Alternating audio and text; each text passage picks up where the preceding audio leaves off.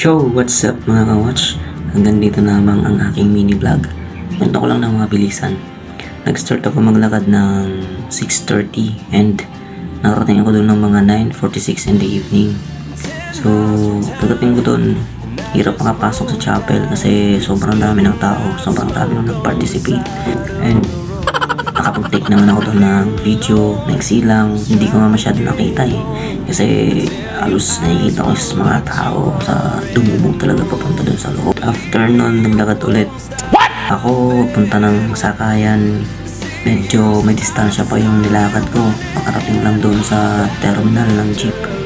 Then after doon, hirap din makasakay kasi punuan yung mga jeep. Sa gilid na ng mga nag-aabot ng pagkain tsaka tubig from different organization. Meron din may mga fraternity, meron din NGO, mga rider, yun.